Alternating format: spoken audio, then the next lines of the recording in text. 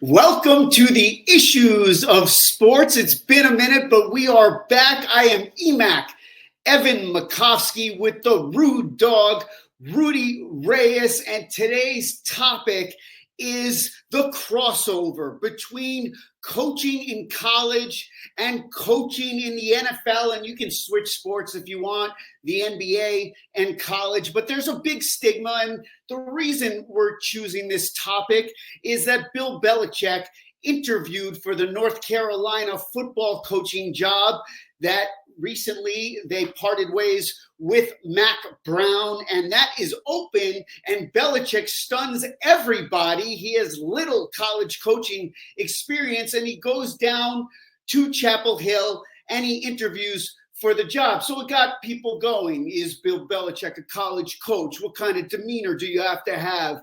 Can he recruit? All these questions. Is college more like a business now with the NIL? So there's all these moving parts here, and it got me to thinking, I think there actually is something to the complexion, per se, Rude Dog, of a college coach versus a professional coach, and how you treat your players and their ages and all that.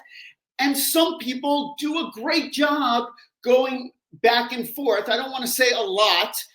And others just can't cut it in college or the professional ranks. And so we wanted to dig in here. And Rude Dog, how are you today? I'm doing fabulous. How are you doing today? Clearly, you've had your coffee, and I don't drink it, so. Are you saying that I'm amped up? Are you saying I'm amped up, Rude Dog? You have every reason to be. I'll tell you what, if I was Bill Belichick and had a 24-year-old girlfriend, I'd probably be amped up too, but that's a sidebar. The meaning behind all of this is that... Right. Not just a girlfriend. If you guys traded bank accounts, you might be amped up as well. Continue. Go ahead. I'm sure she probably will be if that becomes a shared item or a shared account, if you will. But at least as far as we know, just a girlfriend. I'd be amped up too for a 24-year-old girlfriend at the age of 72. However, with that being said, when I look at 72, are you 72? When I become 72, it's all a matter of time.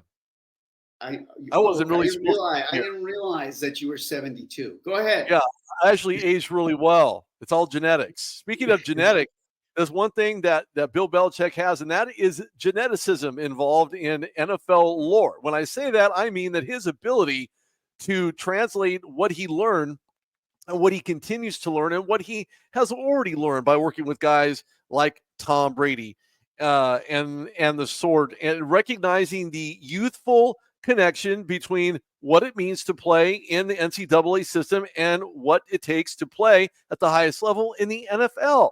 And so I look at this and think to myself, man, it's Bill Belichick really going to, put a top spin on this to say, you know what? I feel young. I got a young girlfriend. Maybe I could do something at the level below the NFL. We already know what he can do in the National Football League. It's historically proven to have the most franchise team wins at 214, which actually surpassed Paul Brown, former coach of the Cleveland Browns back in the day. He is 36-44 with the Browns, which was his first real coaching gig. But I look at it and think to myself, man, where's he been? And right now, he's not doing a whole lot of anything other than doing voiceovers for commercials and cameos. And then he also has a TV show along with some Hall of Famers talking about football. So I don't know where. Again, I have to correct you. It's my understanding, and he's on Inside the NFL. He does a spot on one of the highest rated radio shows, Pat McAfee show on ESPN. He's usually on there on Mondays. He has a contract with ESPN where he's on the Manning cast on ESPN2 for a certain number of appearances. It's my understanding that he's making millions of dollars in broadcasting, which is not what he wants to do and not what this is about. But I wouldn't say that, he is doing TV with his year off, where the only team that interviewed him after the Patriots parted ways with him was the Atlanta Falcons, and they went with Raheem Morris. And I understand that he wants to get back into coaching, but I wouldn't say that, a lot of people, he's making more money in television than 99.9% of human beings. Well, and the reason for that is because he led a team to 16-0. Not a whole lot of people can say that. Even Don Shula himself was probably shaking in his boots when he realized that they would end up going 16-1 and end up losing in the Super Bowl. But with that being said, Bill Belichick has done so much in the NFL landscape. This guy is an absolute GOAT. When I say GOAT, greatest of all time, for those that don't know what the word GOAT is, or maybe look outside your window, you may find one roaming around that looks like Bill Belichick. Okay, maybe not. But Bill Belichick himself has proven time and time again that he is a winner. He knows how to win, and the way that he wins is just by being himself. Now, I don't know if anybody had watched the roast of Tom Brady, but his personality, as did I, his personality really shined through entirely in ways that just blew my mind. I thought to myself, he's actually quite funny, and he does have a personality. He's stoic as a coach, but he should be stoic as a coach. He should not be in the realm of unlikable, because the players didn't pay him. The ownership paid him, and he gets paid to win championships, which is exactly what he's done time and time and time again. So is he going to be the next best thing at UNC if for some reason there goes beyond just mutual interest and actually signing a contract? That's the bigger question. Well, there's a couple components here, and I've never coached college football, so I'm not going to sit here and say I know all the details of a college football's job, a college football head coach's job duties. But the two huge components are coaching and recruiting. And the coaching part I can see, and this is not where I don't want to get too hooked on Belichick. He's the hook here, but this is the coaching part, teaching young people. I could see Bill Belichick being very good at. I definitely could, as far as transitioning to college. And now you expand to how college football pays players with the NIL and has become not exactly like the pros, but more like the pros. So he's stepping into a college football environment that is a little more similar. Now, as you mentioned, 72-year-old Bill Belichick want to go into players' homes and recruit? And this isn't just for Bill Belichick. This is almost the bigger part of the job. If I can give you another example, John Calipari left, or they parted ways, Kentucky or whatever, and he's at Arkansas, but he didn't do nearly as well as Mike Krzyzewski, but he was paid more than Mike Krzyzewski. Mike Krzyzewski has incrementally won more championships than John Calipari. But John Calipari, and I'm not saying Duke doesn't put great players in the professional ranks, they do, but John Calipari players go there to get to the NBA. And so what is really valued more is actually the recruiting aspect than the coaching aspect, because John Calipari is in the Hall of Fame. So is Bill Self, so is Jim Boeheim. But the point is, follow the money. He was the highest paid college coach. He has won championship in 2012, the Anthony Davis squad. So, he has other Final Four appearances, don't get me wrong, and the team has stunk it up pretty much, I don't know, since 2019 or 2020, Kentucky, not just not winning titles. But my point is that recruiting piece is maybe even more important than the coaching piece at the D1 college ranks. And is that something Bill Belichick wants to take on? So if you're going to transition from the professional ranks to the college ranks, you better be comfortable walking into recruits' homes, meeting their families, and talking to them. And now you can do it with NIL. You can talk about money and whatnot, but talking to them why they should come to your school. And it comes down to, I'll put you on TV X amount of times. I guarantee you, John Calipari says that, so you can make it to the NBA and you can be drafted and blah, blah, blah. So does Bill Belichick want to go in there and quote unquote sell, whether it's UNC or another college? Is a coach able to do that component? Because you don't really recruit in the professional ranks. Sure, you recruit free agents, but it's not it's not the same as college. No, it's not the same as college. And one of the things that Bill Belichick is going to have to recognize is that that is a viable component. That is a necessary evil that he's going to have to tackle. And the ultimate answer is whether or not he's willing to do just that. Look, if Bill Belichick comes knocking on my door, clearly there's something that he wants and an intangible that I have, or tangible that I have. So he's looking and has to be the looker, has to be the overseer. I'll give you a good example. I covered the Wyoming Cowboys back in 2018. And one of the things that I learned in 2018 is that coaching staff and head coaches will go out and scout themselves to local high schools and talent and have conversations with coaches, not necessarily students, but with coaches, position coaches, head coaches, and ask them what is really good about this player. How does this player fit in my system is what they're going to take away from that conversation. And will the developmental side of that, the likeness, right, the likability, the trainability, the coachability, and will that individual be able to perform at the next level? So recruitment is a viable component. I think it's extremely well understated. And I say that because predominantly what happens at the NFL level, and I've spoken to many NFL scouts tell me, well, you know what? They pay me one salary, whether I get a good guy or a bad guy, whether he becomes a Hall of Famer or whether he's a flop. And unfortunately, their vested interest is not in who gets you. Is he going to be the best scout possible? His number is the same. That doesn't change. So is he going to go grab mediocre talent? Okay, maybe. Is he going to grab guys that could see better futures in the NFL?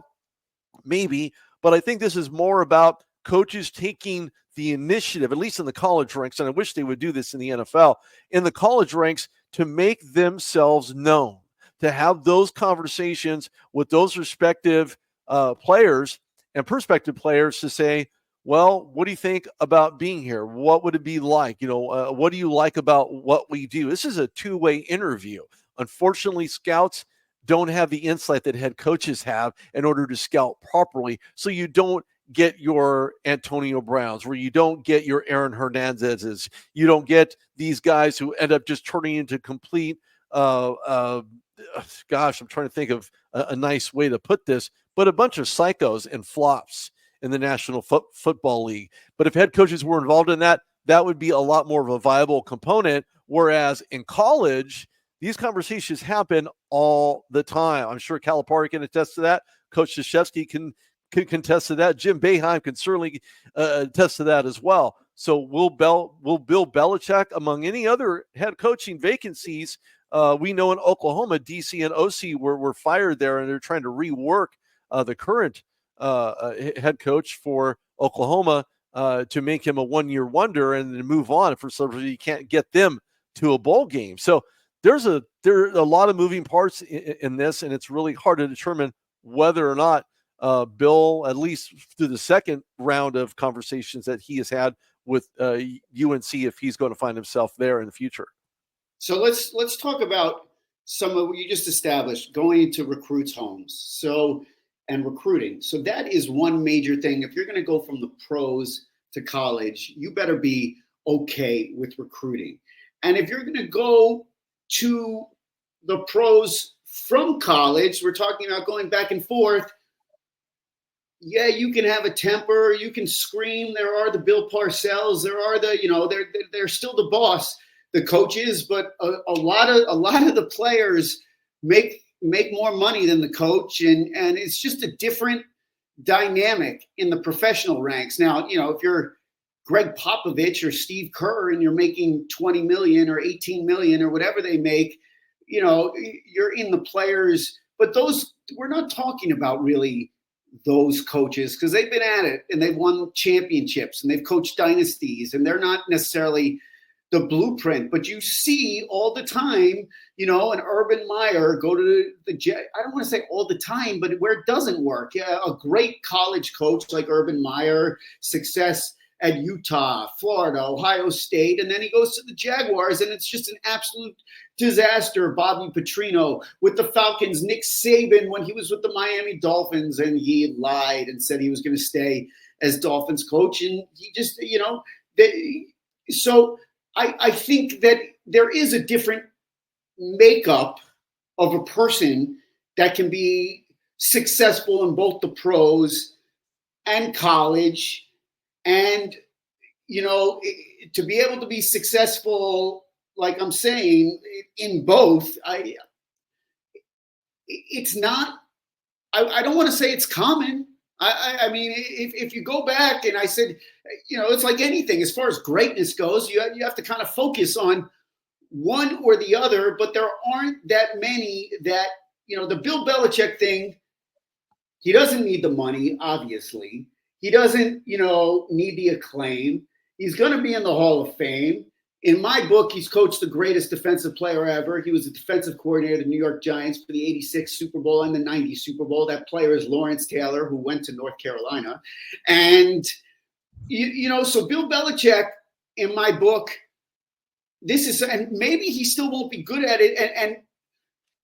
But this is something he doesn't need the publicity. The only reason he would take this interview is maybe to awaken NFL owners being like, listen, if you guys don't make a move on me, like last year where he only got one interview, if you guys don't make a move on me, I'm going to go to college. And you brought up age with him being 72, and in regular jobs, you're not really allowed to. It's a discriminatory category, age. You're not really allowed to talk about it, but it plays a role, no doubt, in regular jobs. But that kind of word, yes, absolutely. Yeah. I have a friend here. I live in Raleigh, and Chapel Hill is 25 minutes away. And I have a friend who went to UNC and is an alumnus of North Carolina. And the thing he keeps going back to is they don't want to replace an aging Mac Brown with an aging Bill Belichick. Now, there might be a different energy level there. I would, even though Mac Brown, to me, the greatest game I ever saw was Texas USC, and he coached that national championship. But Bill Belichick brings a cachet that nobody else does, let's be honest, as far as, just in name value. And excuse the term, I think his name trumps his age. That doesn't mean it would work out. I think if he goes into recruits' homes, I don't think he comes off as a disconnected elder statesman that can't relate to college kids. But I am bringing that into the arena because there is a feeling that you need like a young, energetic coach in college. And maybe as a whole, that's true. But my book, there can be exceptions to the rule. I mean, look, Bobby Bowden aged as he coached Florida State. So I guess I can't think off the top of my head of people who take the job necessarily in their 70s in college. It is a unique situation. I acknowledge it's a factor, but Bill Belichick doesn't strike me as somebody who's slow.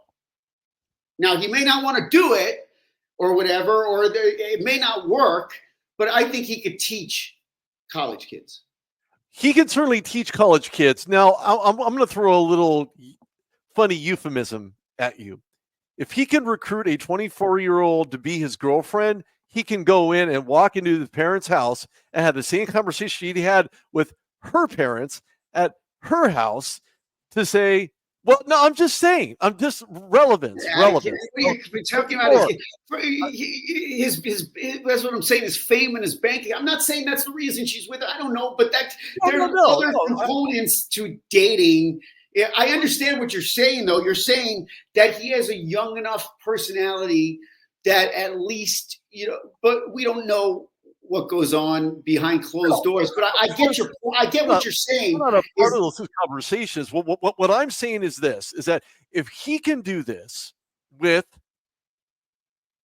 a 24-year-old, and he's going to be doing this with kids that are that same age, and go in and be a convincing force in what he's trying to accomplish, which is to recruit kids, and by recruiting his girlfriend to be his girlfriend, there's something to be said for his it has nothing to do with his money. It's got nothing to do with his championships. You already know who Bill Belichick is, even if he'd only won one. There's a parallel. There's For a my parallel there. There there's is, a yes. parallel. And his money to a woman, his championships, and these kids seeing the Patriots, winning the Super Bowl and whatnot as they're growing up, it definitely adds a sexy. He has.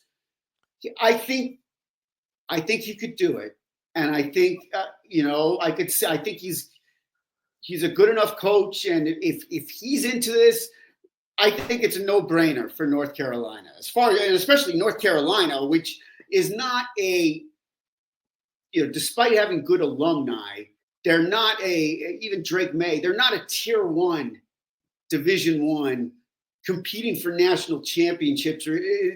So, I think he would certainly, just his presence alone would elevate the program. Are you done with my hand gestures? Maybe so. Maybe that's probably what his what his girlfriend's parents did when they first met him. But no, I'm just saying that when there are certain schools that are designated to be part of a conversation of a national championship. Whether you're talking UNC basketball only, because we know they're not going anywhere. Duke basketball only, because we know they're not very good, at least in a consistent manner in football. Daniel Jones went to Duke. But you can't. Daniel Jones is a joke, okay? In the National Football League as a quarterback. Now, it's not because of Duke. You can't blame Duke. You can blame him for being drafted too high. My point is that Duke has not known historically. For football, they're known for basketball. Not known historically. Charles Barkley and Michael Jordan came from a basketball program because that's what they're good at.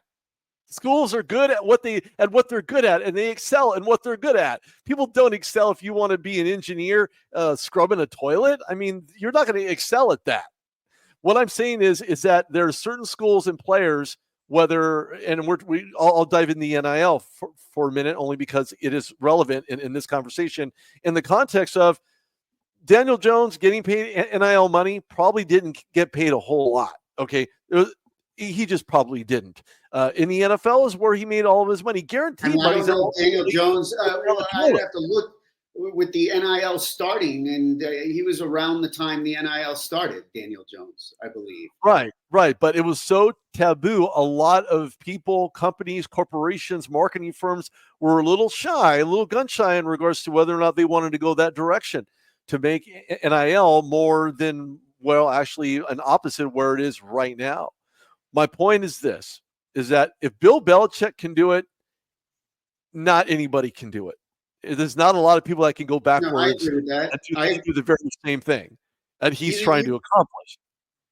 Yeah, so I think, if he can, I think the teaching part, he could succeed at. The coaching part, it's, the recruiting part, and,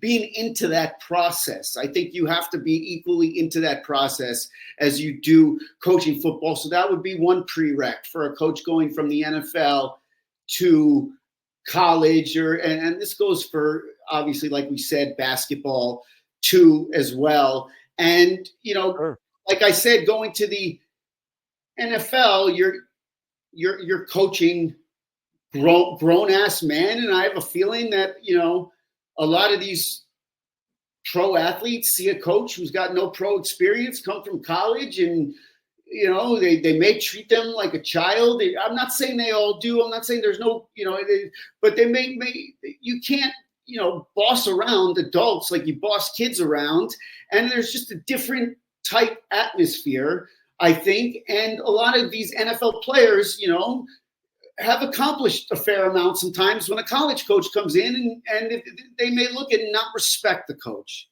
per se. So I think if you're going to take an NFL job, you have to know how to command players' respect. And, I don't know if there's an exact example here, as we've seen really good college coaches flame out. We mentioned John Calipari. Do you remember he coached the Nets a long time ago? It did not go well. It did not go well when he was the New Jersey Nets head basketball coach. I mean, I can dig up other examples, and it's just the other thing too in college versus the pros is that a lot of these players in the pros are great. Like, are a small percentage of college players, I think it's like 1%, make it to the professional ranks. So these players are used to getting praised and praise heaped on them. And when you're in college, you want to treat everybody the same, but there's something that you learn in life. It's called different rules for different people. And if you're a star quarterback versus being, let's say, a backup, defensive end, you're going to get treated differently or whatever. So, to me, in college, you might have a group of superstars and then players, whereas in the pros, yes, you're going to have a group of superstars, but these players are more accomplished, and you're going to have to treat them with a little bit more respect.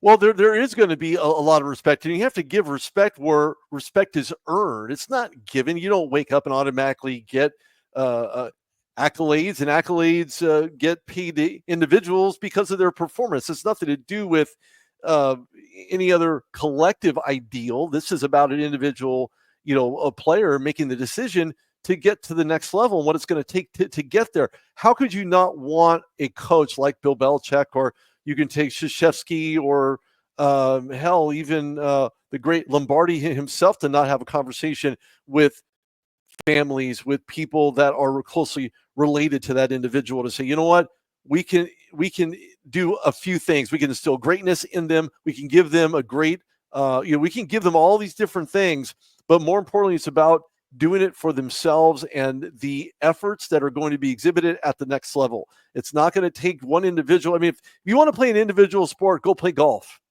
go play macrame, go play ping pong. That's even a sport. Go do certain positional things that will allow for you to excel, or you can be the next great Tiger Woods. Well, that's wonderful and great. But when it comes to players, they have to buy in with coaches. Parents buy in with coaches. Are they generational talents? Well, you don't know that yet. You may think that they are. Parents would like to believe that players have that type of motivation, that their kids have that type of individual motor that runs inside of them to get them to the next level. Doesn't always work that way, and doesn't always pan out that way. So a great coach can do great things in the right system. And if the system is broken, if you're a team like the Cleveland Browns, or teams that seem to know how to falter on a regular basis, you can talk about the past Detroit Lions and look at them historically through a camera lens and say, well, how good were they in the last 15 or 20 years? They sucked. They're absolutely horrible to say the least. But yet it took the right coach having the right conversations with the right players. They did some drafts, they did some moves, traded for Jared Goff, and look where they're at. They're a cream of the crop in the NFC, because of the coaching, because of having the mentality, the desire, the passion, the drive, all the intangible things that people take for granted. So will they achieve to the next level? Don't know. That's up to the individual player, but it takes the right coach, again, in the right position, in the right program, to do the right thing. You say the right coach, and we're talking about Bill Belichick because he's in the news, but really we're trying to explore attributes. But why do coaches fail and going to college? And let's pull on Bill Belichick for a second. You talked about, he's elevated his personality in the TV game because he has to, because it's about personality. That's what he's getting paid for, his expertise, yes, but you need to show it and speak. But he was a very dry, to the point. He could be very mean about a player. I bet you he could be very mean to players in the pros. And, if a player's not, quote unquote, doing their job, he will cut their ass. Well, you can do that in college, but I think he may have to, and this goes for any pro coach, somebody like Bill Belichick, which is all business and, do your job and blah, blah, blah. If he's upset, he might have to soften a little, because these people are younger and they're still building up their self-esteem. They're not professionals. They're college kids, even though the NIL, they get paid. I'm just saying that, they have to, you talk about that young college coach, rah, with enthusiasm, or even like, not that Jim Harbaugh is so young, but he's got more enthusiasm than Bill Belichick does, especially on the sidelines. He can bounce and run up and down and blah, blah, blah. So college kids relate to that. They do.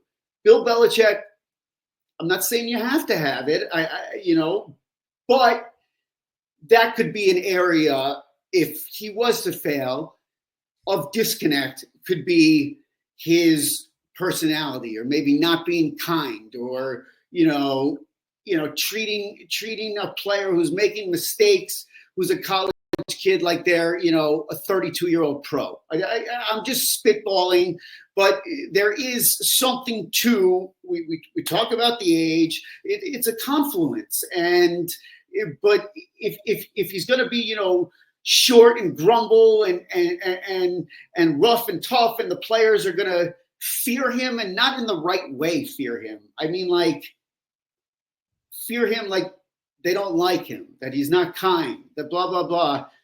That could not work in college. No, it's not a my way or the highway. And okay, maybe there's some type of outer line road next to the highway that players can take in order to help get them to where they need to go. But they still need to follow along the highway. And the highway is Bill Belichick's way, along with any other coach in the NFL, NBA, NHL, any other program that's, even the U.S. men's national team. They all have to find a way to walk along that fine line in between where they feel they need to go and the coaches that are leading them to that point. So at this moment where we're sitting at right now in this big landscape that we call the NCAA, which seems to be the biggest hot seat, and of course are the only ones that has NIL money associated with it, is that a trickle-down effect to other sports within? Well, it should, but they know that they're not the money makers, that their D1 football team are the money makers. And that's the only reason why NIL is where it's at, is because of their respective football teams. Now, with that being said, I look at players and I think to myself, man, I've interviewed quite a few guys that made it, and some guys, well, didn't make it.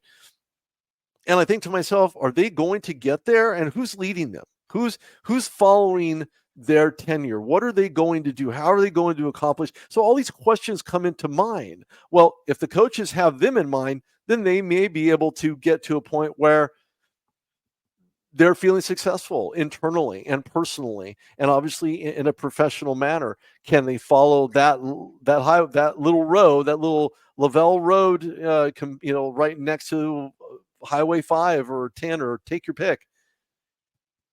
No, I absolutely, I agree with you. And, wrapping up here, we're talking about Bill Belichick, but there's really it's really about the elements, like we're talking about age and youthful spirit and enthusiasm and wanting to teach and being willing to recruit. So if those, I think Bill Belichick, he certainly has earned a shot. He should care less what any of us think. If it's in his heart and that's something he wants to do. Everyone was shocked that he took this interview, but I brought up the one reason with pounding the pavement just to alert NFL owners, and maybe that's a part of it. But other than that, this guy doesn't need to create leverage, really. I mean, he doesn't need to drive up his asking price. His resume speaks for itself. I think he wouldn't have taken that interview unless he was legitimately interested in the job. I don't think it was like a publicity stunt, because I don't think that's what he's about. No, he is not about. He's not a one-trick pony. He wouldn't be sticking around the NFL as long as he had, because he's a one-trick pony. This guy knows how to win. He's done it before, but the franchise that he played for, New England Patriots, decided to no longer allow for the model that Bill Belichick helped build with the help of Robert Kraft, to say, this is no longer just your way or the highway. We're going to change the logic in how we do things and what we do, and in the ways that we do it. Now, prior to him being released or mutually parted ways, whatever analogy, euphemism you want to use, the Patriots were on a downhill slope. Tom Brady went over to play for Tampa Bay and won a Super Bowl there. They were missing a lot of pieces offensively. This offensive line, quarterback situation, there's a lot of questions that went unanswered. And Belichick, though, had player personnel control, and he didn't do a good job. And if you look at their draft picks, I don't have the stats, and it doesn't matter. But I mean, again, it doesn't mean he can't, but he didn't do a good job drafting the quarterback. But it takes more than one person to draft. It takes an expert of guys, a panel, if you will, of scouts, head of scouting. It takes ownership. It takes analytical information that was otherwise either not available or mislabeled, misread, misheard, misspoken, and had created such a conundrum in New England that said, and all that product was put out on the field. What a disappointment. What an extreme disappointment for the following 2 years after Tom Brady, 3 years after Tom Brady left, to say, you know what? Enough is enough. We're just not getting it. And of course, it all boiled down to the head coach, as you know, in the National Football League. And the first head to go is what? The head coach. So sure enough, that's what happened. I think it's safe to say that with college paying players now, you might see, and I think the Bill Belichick thing will maybe charge it up a little bit, maybe not, but you might see some back and forth with coaches, and it's directly related that like college sports, especially the revenue producing sports, are more like a business akin to the NBA or NFL, and so that does make it more palatable, if that's the right word, for a pro coach going to college. Well, Rude Dog, we have this might be our longest podcast. I think let's just wrap it up. Record. Yeah, let me just say namaste. Have a wonderful rest of your weekend. We will get this out. And for Rude Dog Reyes, I am EMAC Evan Makovsky. And please check out our YouTube channel at the Issues of Sports. And we will see you on the next episode. Sounds good.